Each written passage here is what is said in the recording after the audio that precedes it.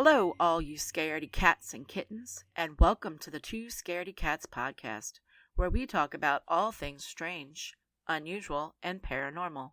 We're your hostess with the mostest. I'm Stacy. And I'm Kara.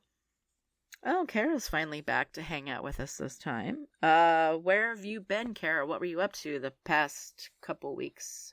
Well, I was in Portland, which I talked about, because that would have been on Halloween. Yep, you were in leaving Portland for a to convention. go. Yeah. So how was that? It was pretty fun. It was interesting because it hadn't been on Halloween for a while. So they had like trick-or-treating around the convention center, which was kind of fun. So they had like stations you could go to. And a lot of the people were handing out like little goodie bags that were like, they would be like, oh, are you trick-or-treating or whatever? And then you trade whatever you had to give them. Oh, neat. So that was cool. That sounds cool. Yeah, it sounds cool. Like, a lot of people, I feel like, were doing more Halloween-themed costumes, you know? Like, Beetlejuice. Oh, okay, gotcha. Like, horror stuff. There was a lot of horror stuff. Oh, that's like, I was neat. doing Art the Clown that day, and I found another Art the Clown, so I got a photo with them. Oh, that's funny. Yeah. So there was that going on. The day before, on the 30th, we had a reservation at the Haunted House restaurant I've talked about before that I've been to. Yeah. How was that? Like, that was fun. So, thank God we had a reservation, because there was a 2-hour wait to get in. Was it crazy crowded when you? There's not a lot of seating. Like, there's because it's kind of like a sit-down restaurant-y place. You know what I mean? Yeah. So there's big tables, but they only have so many spaces, and it's literally the day before Halloween. So everyone, everybody and their mom wants to go do something festive, and that's literally a haunted house bar. What better could you do? Right, that makes sense. We had to like literally shove our way inside because everyone was standing and blocking. We're like, we have a reservation. Get out of the way. Get out of the way. Okay. We're trying. Belinda shoved her way to the front to get us in there. You guys are funny. And it ended up pretty cool. I actually had this drink this time called the electric chair, and it actually made your mouth go numb. So that was there had a warning on it too. I thought it sounded interesting. So I tried it. What was in it to make your mouth go numb? I can't remember off the top of my head, but it was like some sort of. It was kind of like a peppercorn, or like, you know what I'm talking about, where they'll make your they're so spicy they'll make your mouth numb, but it was like different. Oh, okay. Obviously, it wasn't spice related, but it was pretty you know good what? drink It and might really be fun. like that stuff that people take sometimes when they have a really bad sore throat, like antiseptic spray. Maybe, you know what I mean. It had to have been okay to be an alcohol, so. Right, that's what it had to have been antiseptic, because that stuff, it does have alcohol in it. Yeah, it had it listed, I just don't remember what it said. That's cool. But yeah, it's called Raven's Manor in Portland, Oregon. And they're spooky all year round. I think normally they would start being decorated for Christmas, so they would have like Krampus-themed stuff. This year was different, but they had like hanging pumpkins from the ceiling. It was very cool. You know, 'tis the season-y. Yeah, cool. It was a very great way to start the spooky weekend. And then we went and, like I said, we did the drinks. We did the drinks stuff, and then that was it. And then we did Portland stuff. Oh, that day before we went, so I was with Chad and Belinda, but their friend picked us up from the airport. So we went to like a place to go eat after we checked into the hotel with him so they could catch up. And the place we went was like a beer garden, so it was outdoors. Oh, neat. And they had a bunch of little food trucks around. Oh, nice, yeah. So that was nice in theory. So I picked a barbecue place, which like 3 of us ate, and then Belinda went to, they had like a Japanese place, so she got like ramen or something. Yeah. I can't remember exactly. That sounds good, yeah. Something like ramen or udon. I can't remember. Right. So we got our food, and as we go to sit down, Yellow Jacket appeared. Well, okay, I did not know what it was at the time. So I thought it was a bee. And I was like, oh, haha. I like swat the bee away, you know. Oh my God, you did not. Those things are aggressive. I didn't know. It looked like a bee. Oh my gosh. Do you know what I mean? I didn't know. Oh my God, you're lucky. We don't have them out here. We don't have them here. You're lucky you didn't have the whole freaking colony. Mom, they did not leave us alone. So after we had one, there were like 2 or 3 started showing up, and they were all just sitting on my meat. Oh God! And like Ew. I'm freaking out because I'm trying to be calm because like we're in a public setting, right? and then Belinda's like obviously gets really upset because it's messed up that we literally had so we moved tables. We thought maybe it's just that area.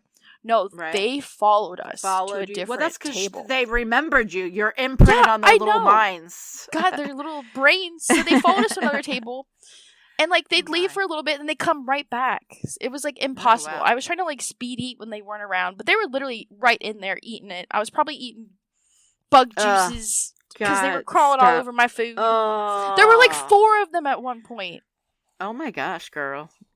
That's, like, crazy. And they're not normally out that late of the year. Normally, they're, like, getting dormant. So we think they were really, like, aggressive because of they're about to be going to hibernate.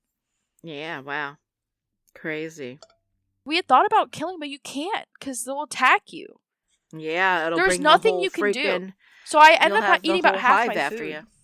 Oh man, that stinks. It was sad because it was really good, like beef or like I think it was like pulled pork I got. Oh, nice. But they really love meat. Apparently, I did not know that. Yeah. Well, note to self: don't ever get meat at that place again. Well, I think it was just a bad timing. I don't think I would get that again though, just because I'm traumatized now. That whole experience. Was the weather like warmer? Because a lot of times like around it was getting cold.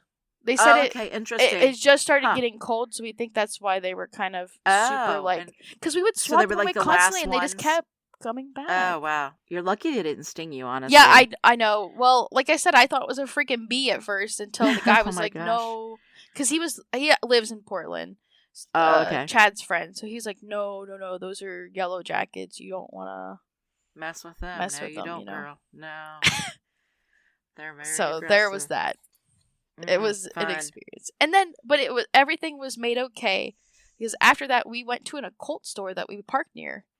Oh, cool. And I bought a mummified raccoon paw. Of course you did. You and your raccoon. I was like, I've never seen those sold in like one of those like oddity stores, you know? Yeah, I haven't seen those. We've seen other stuff like alligator, but not like and stuff like that. A whole freaking raccoon paw. Right. I know. Cool. I also bought you something from that store, so I hope you're excited to see it at Thanksgiving. Oh, I am excited. I can't wait. I'm super excited. I hope it's not cursed because it's gonna stay in the room. Well, with you, it came with that from that store, so okay. Who knows? They had a freaking giraffe, like a taxidermy giraffe. What? A big, like a like a baby giraffe, or like an adult giraffe? An adult giraffe. Wow, it was $7,000. I can believe that. Yeah, it was funny because I was looking at it, and the store was like, "Can I interest you in a taxidermied giraffe head? I think you need one." I'll just send you the photo. It was massive. Yeah, I want to see that. It sounds cool. So that was fun, and they had a bunch of cool like little stuff in their store. A lot of bones and just a lot of stuff. It was funny because everyone in our group ended up leaving there with some objects from there. That's funny. We did have to go in portions because Belinda didn't want to eat so Belinda sat outside and ate while I went in, and we took turns sitting with her. Yeah, makes sense. Yeah, because we didn't want her food to go bad. Right, hers takes a little longer to eat than your guys's because she got like super, Yeah, it was like the noodles and stuff. Yeah, and the broth and all that good stuff. Yeah, so there was that. And then the normal convention stuff. Fun. Nothing too crazy happened other than that. Even though, like, a lot of people were concerned, because of how Portland, the city, is. But we didn't see anything. It looked almost exactly like it normally is. Like, people, like, there was nothing crazy going on. Like, no protesting outside of the convention center. I mean, okay, there was, but it's, like, the normal religious protesters. Oh, not the crazy ones going on right now. No, gotcha. Like, the religious people who are like... Jesus thinks you're a sin because you dress up as this anime character. Oh my god, yeah. That's alright. We got yelled at the football game the one time. We told you that story, right? About the guy that was preaching down by the Bengals game at the stadium and told us we were all going to hell and that we shouldn't be bringing our kids here and our kids are going to go to hell. I mean, it was pretty messed up. What the heck?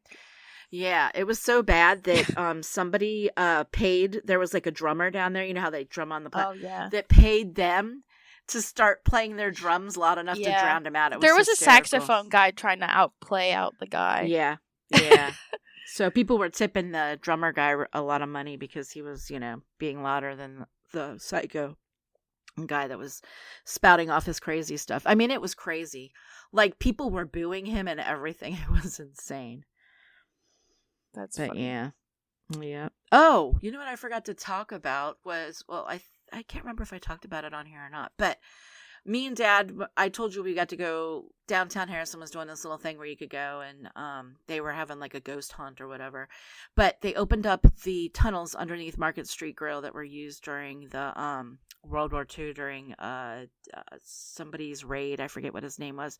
Some prominent person that drove. But anyway, there's tunnels underneath there, and Mrs. Brown and Mr. Brown had also gone, and they had taken photos, and I had taken photos, and we were talking, and I was like, yeah, funny thing was, when I started looking back through my photos, I noticed that there was an orb floating near where we were, and it was like on the back of one of these guys. Well, they were there a different night, and they were on a different tour. They weren't on the same one as us, because we didn't see them, but they showed me their photos, and they have the same orb in the same area that I had, which is crazy. That is weird. And it was so crazy that was going on. But they say that a lot of people died down there is during World War II. It was used for like bootlegging and that because it was before World War II that it was used for bootlegging. But because we were a dry county at the time, they would bring in all the alcohol for like the speakeasies and stuff that they had in the basements of some of these buildings and that. And they were all connected all the way down to the Ohio River. So they would bring the alcohol up the Mississippi to the Ohio, and then up to the Whitewater River or whatever to bring it in. But I thought that was crazy. But then we were talking, and Mr. Brown has a camera in the garage because Mrs. Brown sometimes forgets to close the garage door, and she wants to make sure that it's closed, so nobody, comes in or whatever. Yeah. And he was out there doing some work in the garage, and they had the camera, and the camera was running, and the camera picked up this light that just starts like flying, but you can't, like, it's crazy. Like Mr. Brown said he could not see it when he was there, but when you look at the video, you can clearly see this light floating around near him and stuff. Oh, that's really weird. It was like, it was like this green light. It was really weird. It would like dance around him and zip all around. It was crazy. And he was just like in his garage, like working on his bike or whatever. It was, he showed me the footage. It was pretty nuts. I'd never seen anything like that. And it's weird. It would just like materialize and then disappear.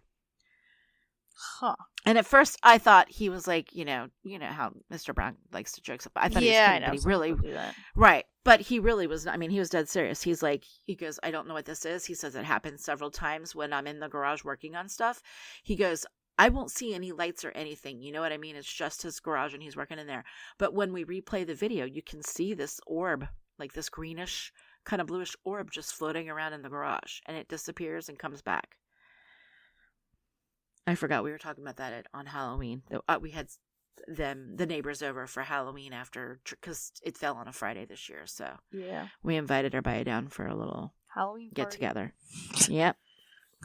But yeah, so that's all we've been up to. Oh, I think me and Dad are going to go to the Harry Potter thing that's going on out here. Have you heard about this? It's like this, you walk through, like, it's like a Harry Potter experience. They have like all these cool props and stuff from some of the movies and that. And you walk around, they're holding it at the Boy Scout camp or whatever it is out there. And you walk around, like, it's like in a forest, and you walk around in like this enchanted forest, and they have and you get a wand, and you can, like, different things interact with you and stuff, and you get to have butterbeer and all this stuff. So Dad's talking like we're going to go to that on this weekend. So we'll see. That'll be fun. Yeah, it looks fun, so we'll see. Okay. Yeah, I know. Other than our trip that we're going. Oh, yeah, because today's my anniversary. Oh, my God, it is. Happy anniversary. I totally forgot until I looked at the date. And I was like, wait. Well, me and Marty already wished each other, but, Right. It's also Veterans Day today, so thank you to anybody that has served or is serving in the Army, Navy, Air Force, Marines. I know I'm forgetting one. Coast Guard. Thank you for your service. We appreciate it. We salute you. Thank you. Yep. And did you know that today is the 11/11 portal? It just opened today. No, Only what is for the today. 11/11 It's like a portal? blue thing. I kept seeing TikToks about the 11/11 portal. Oh my goodness. Okay. We've already missed 11:11 a.m. though, so we're cooked. 11/11 on the 11th. Oh, that'd be but you can do tonight at 11/11. Oh, I know. I was just being on the silly. 11th. Yeah. But I kept seeing people talk about that on TikTok. Jeez. People are silly. All right, so I guess we're ready to talk about what we're going to talk about today. So, what do you have for us today, Kara? What's your story about her? What did you find? Today we're going to be talking about the evil eye. Have you heard of the evil eye before, Mom? I have, but I don't know the origin of it or why it's like a big deal, but yeah. Yeah. So the evil eye is a symbol you have probably seen before. It is actually an emoji in your phone that you can find. Yeah, so there you go. Well, there's more. I'm just messing with you. So the evil eye is a belief that someone's envious or malicious gaze can bring you bad luck or harm. It is also believed that you could be placing this evil eye on someone without even realizing that you're doing so. So, like, it's not always, like, a conscious effort. You know, people just looking at you the wrong way. Yeah. So, there are many charms you can find in stores, a lot of witchy stores. Honestly, I see them everywhere. You've probably seen them at, like, those local art booths. You know what I'm talking about? Yeah, Michael's actually sells them, and I made rings with evil eye. There you go. Is it yeah, I guess I did. The blue symbol, you know it exactly. Oh, yeah. The eye with like a blue or red. I didn't know it was an evil eye. I thought it just was an eye. No, it's called the evil eye. It's a symbol. Oh, I did not realize that. But it's a good symbol to like have. So the charms that you find today that depict the evil eye, they're believed to help absorb the evil eye energy from you. Okay, that's what I thought. It was more for protection. Okay, yes. That makes sense. But like that, the evil eye is the concept, and that is the depiction. You know what I mean? Okay. Yeah. So is there like an origin story of how? Yeah, we're talking about a little bit of how far it dates back and some interesting. Oh, okay. So I've noticed that a lot of people will actually put the evil eye emoji in their names and their bios on social media. So it's kind of like really getting into our, real world, not real world, but like today stuff. Right. Yeah. It's not so woo-woo anymore. It's more it's pretty normal. Like I said, there's an emoji in your phone, like Apple and Android both have a symbol for it. Huh. I did not know that. So these charms, they're supposed to reflect the evil eye actually back onto the viewer. So people do it because they want to try and protect themselves, like we talked about. Right. Yeah. And there's also a ritual you can do to remove the evil eye. Yeah, like rituals. Yeah. Okay. A lot of them are like really bizarre. Like one of them was you have to have the opposite sex older relative hold his hands over you and like do a prayer. Okay. Sounds weird, but okay. Yeah. I trust you. Some of it's really interesting. There is a superstition that if your evil eye charm breaks, it means that it protected you from the evil eye. But then you have to get a new one, though, right? Yeah, but that could also be just because the items are very cheaply made sometimes. But it's a great way to say that, though. Like, you know what I mean? It's great marketing. Like if that is. Because like it encourages people to buy more. And then it's like, oh, it didn't break. It protected me. You see what I mean? Huh. Yeah, I see. Interesting. I mean, do what you want. I'm literally wearing one of the eye amulets myself right now. Yeah, I know. I've seen you wear that a lot, yeah. I mean, I just think it looks cool. And it's fun conversation starter. So, interesting enough, the evil eye amulets actually date back to 5,000 years ago. So this has like been a while. An older related thing. There was actually some speculation that the eye could be related to the Eye of Horus, which is like Egyptian. If you think about it, they're very similar shaped, and the color is blue. Yeah. Huh. So the Egyptian eye is a similar symbol of protection, good health, and luck.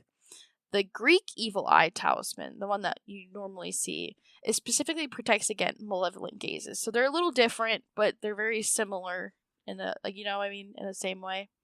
Yeah. Huh.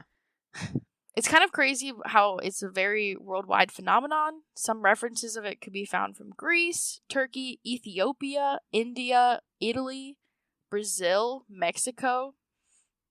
And some of these cultures actually have tests that, like, real tangible tests to see if the evil eye is currently affecting you. In Greece, a test used to check if the evil eye was cast is that of using oil. So under normal conditions, olive oil floats in water, as it is less dense than water. The test of the oil is performed by placing 1 drop of olive oil in a glass of water. Typically, the glass of water was holy water. And if the drop floats, the test concludes that there's no evil eye involved. But if the drop sinks, then the evil eye has been casted upon you. Ooh, scary. Isn't that interesting? Yeah. Like, what does olive oil have to do with it? I don't know. Weird, yeah. Huh. But don't you worry. In 1946, the American occultist Henry Gamache published a text called Terrors of the Evil Eye Exposed, which offers, like, how to protect yourself from the evil eye and whatnot. So there is some reference to it here in America as well. I'm sure it was, stolen from other people, but, Yeah. That's how it be out here. Yeah. But that's what I have on the evil eye. I was going to say, what do you think? Do you think the evil eye is real, or is it... I think it might be. I think there's some truth to it. There's always. I think there is, like, stories. That people, like, looking at you. Yeah. Maybe not even on a spiritual, like a physical, but, like, I don't know, that you can feel. Well, I've gotten the evil eye from people before. I mean, like when you walk somewhere and somebody gives you, like, this, I call it the stank eye. When you're, because your hair's different, or you know what I mean. Like, I know. You get that all the time anyway, and I'm just like, yeah. But yeah, I believe it exists, and I do believe that there are people and religions out there that truly believe in it and think, that it's this protection, or you know what I mean, depending upon what way they believe. I definitely, that is, just people's beliefs. I did find something interesting, though, when I was curious when you started talking about the evil eye. I found like a little thing about, there's like a Slavic folktale I came across that talks about the story of a father who was afflicted with the evil eye, and he didn't want to harm his children, because they say if you have the evil eye and you look at somebody who could harm them, that he actually blinded himself so that he couldn't give his children the evil eye. He was so convinced. Yes. That's kind of crazy. Yeah. He was so convinced that he had the evil eye that he ended up blinding himself. Which is, I think, is crazy. And I also found out that in medieval Europe, it was considered unlucky to be praised or to have one's children's or possessions praised. That some people qualifying the phrase as God's will or God bless it was commonly used. Which is interesting.